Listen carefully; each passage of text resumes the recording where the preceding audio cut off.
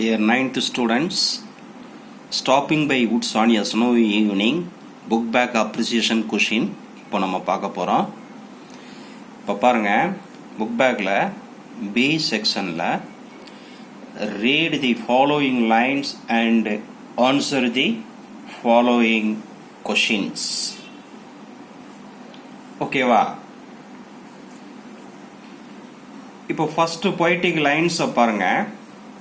He will not see me stopping here to watch his woods fill up with snow. இப்போ அதுக்குண்டான question answer பாருங்க. First A, who does he refer to? அந்த ஹீங்கிறது யாரை refer பண்ணுது? He refers to the owner of the woods. Next question பாருங்க. Identify the season with these lines. இந்த லைன்ஸ்ல சொல்லி இருக்கக்கூடிய சீசன் எது? It is winter season. It is winter season. அடுத்த poetic lines பார்க்கலாமா? பாருங்க. My little horse must think it cure to stop without a farmhouse near. இதான் அந்த poetic lines. இதுக்கு உண்டான கொஸ்டின்ஸ் என்னங்கிறத நம்ம பார்ப்போம்.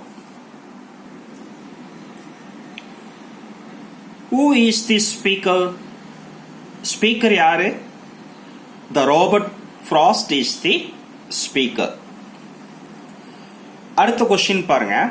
Why should the horse think it cure? ஏன் அதை ஹார்ஸ் கியூரா திங்க் பண்ணுச்சு?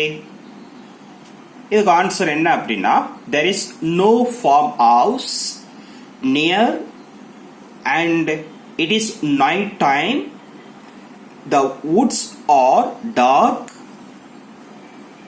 so the horse might think it's strange to stop there.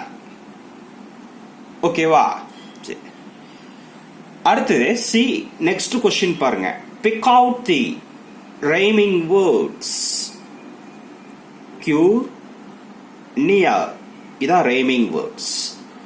ஓகேவா? நெக்ஸ்ட் poetic lines பார்க்கலாமா? பாருங்க. He gives his harness bells a shake to ask if there is some mistake. இதான் poetic lines. இதுக்குண்டான question என்னங்கிறத பார்க்கலாமா? பாருங்க. ஏ question, whom does he refer to in these lines? He refers to the horse. Next question பாருங்க. Why does he give his harness bells a shake? He said harness bells as if he is asking the poet whether there was any mistake in stopping at the wrong place. அடுத்த question பாருங்க. How does the horse communicate with the poet?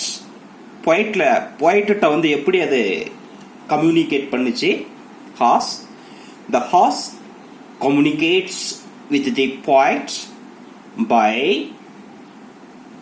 shaking harness bells. அந்த கழுத்துல கட்டி இருக்கக்கூடிய அந்த பெல்ல ஷேக் பண்ணுவதன் மூலமாக இந்த poetட்ட என்ன செஞ்சுச்சு? அந்த ஹார்ஸ் கம்யூனிகேட் பண்ணுச்சு. ஓகேவா? நெக்ஸ்ட் poetic lines பார்க்கலாமா? The woods are lovely, dark and deep, but I have promises to keep. இதான் poetic lines. இந்த poetic linesக்கு உண்டான கொஸ்டின் என்னங்கிறத பார்க்கலாமா?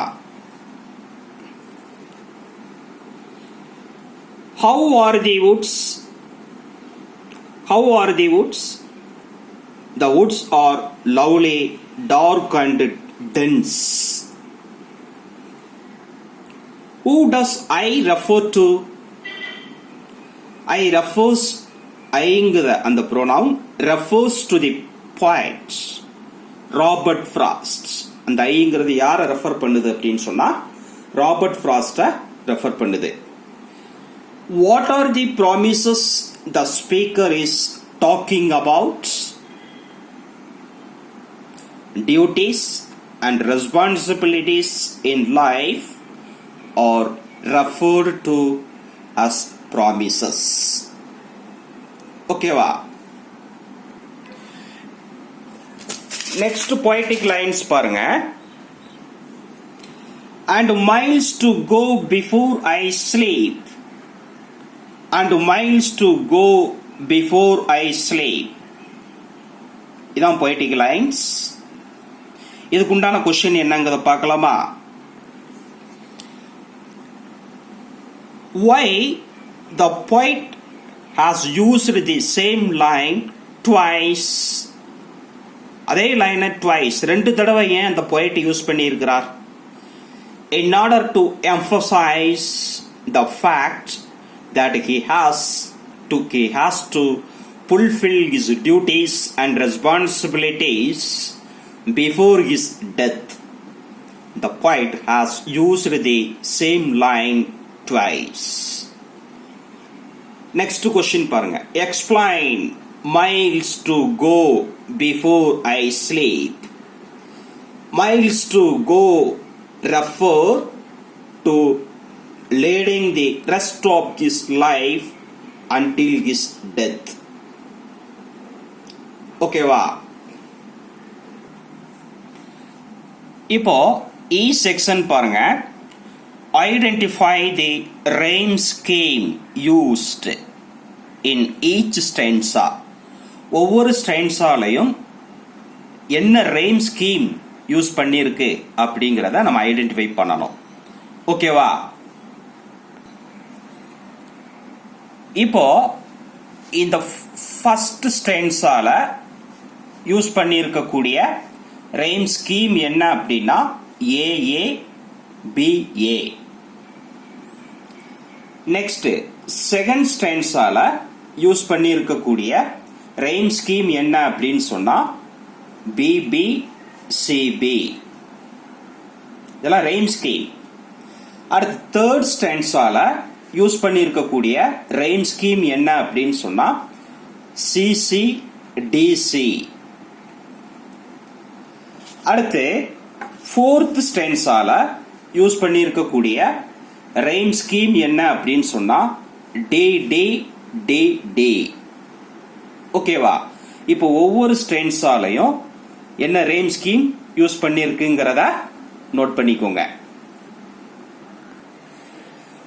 அடுத்தபடியா F செக்ஷன்ல பாருங்க. Complete the table by identifying lines against the poetic devices from the poem. அந்த poetryல இருந்தே நம்ம poetic devices நம்ம பார்க்கலாம். ஓகேவா? இப்போ ஃபர்ஸ்ட் ஸ்டான்ஸால பாருங்க. To watch his woods fill up with snow. இதுல watch woods alliteration. என்னது? alliteration. அடுத்து செகண்ட் ஸ்டான்ஸால பாருங்க. My little horse must think it pure. இந்த லைன் செகண்ட் ஸ்டான்ஸால ஃபர்ஸ்ட் லைன் பாருங்க. இது வந்து personification. என்னது இது? personification. அதே செகண்ட் ஸ்டான்ஸால பாருங்க. The darkest evening of the year. The darkest evening of the year. இது என்னது? imagery. இது என்னது? imagery. ஓகே. அடுத்து third ஸ்டான்ஸால to ask if there is some mistake. To ask if there is some mistake. இது வந்து என்னதுன்னா personification. இந்த line வந்து என்னது? personification. அடுத்து பாருங்க.